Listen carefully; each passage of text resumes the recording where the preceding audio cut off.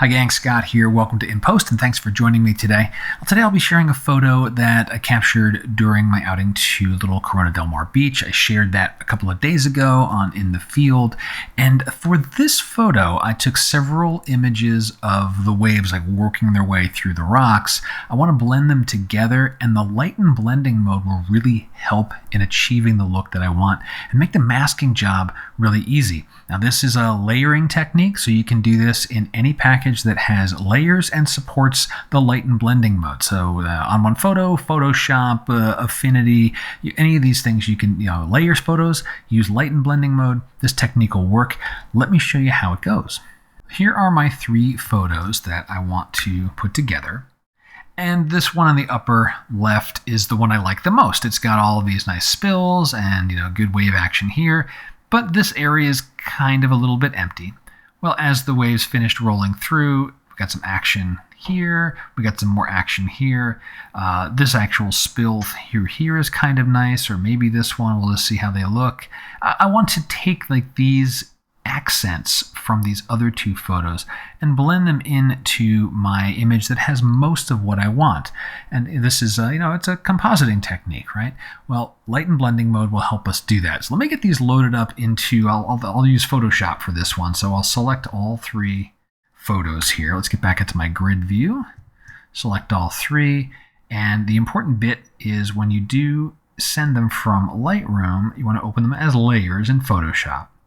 Now as that loads up, what does Lighten do as a blending mode? Well, it says, if I've got a layer on the top, and I say, change that to a Lighten blending mode, it says, only show me the pixels that are brighter than what is beneath me.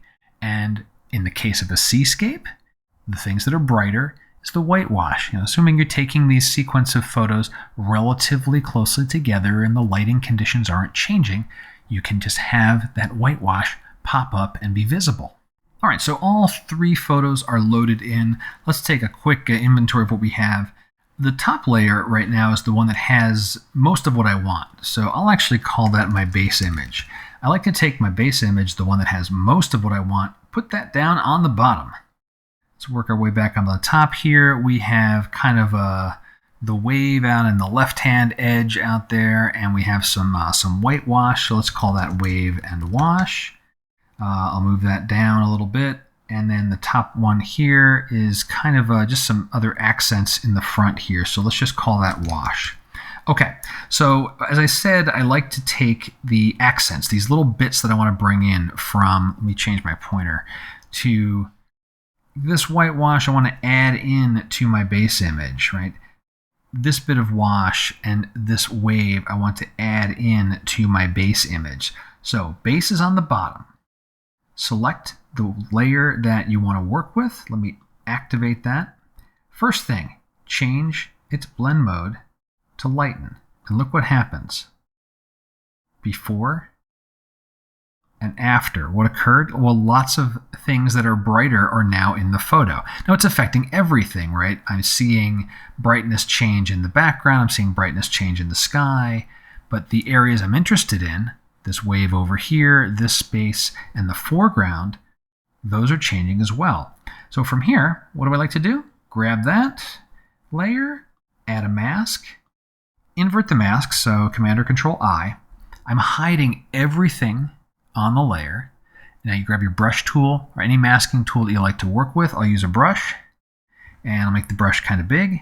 I'm just going to start painting, and I am painting really, really sloppy. Why? Because the only stuff that's going to come in is brighter pixels. I can go out here, and it's going to change the lighting a little bit, so I'll undo that. I'll be a little careful, maybe at the edge of those rocks, but I do not need to be incredibly detailed on my masking because of that blending mode. And so we'll bring that in there.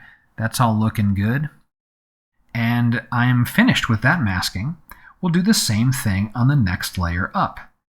Activate the layer, change it to Lighten, add a mask, make sure I'm working on the mask, invert the mask, and once again, start brushing in. And this one was just the foreground. I'll just kind of bring in that little bit of accent that was there. I think there was a little bit here. Yeah, there we go, right? And so that becomes the combination of those 3 layers. And the masking job is very, very simple and quick because of the Lighten blending mode. Now from here, what will I do? I'll take the layers and either make a new stamped layer or I'll merge them down and continue with the rest of my processing, add Christmas to the rocks. I'll probably send this over to On 1 for some dynamic contrast. But the tip I wanted to share with you was the Lighten blending mode. You may have seen it in other situations. I use it with cityscapes all the time. Same concept, just had the city lights pop up from a second photo. But with seascapes, waterfalls, streams, you can use the same technique. Hope you found it useful. Got questions? Go ahead and drop them below. And until next time, my name's Scott Davenport. Have fun.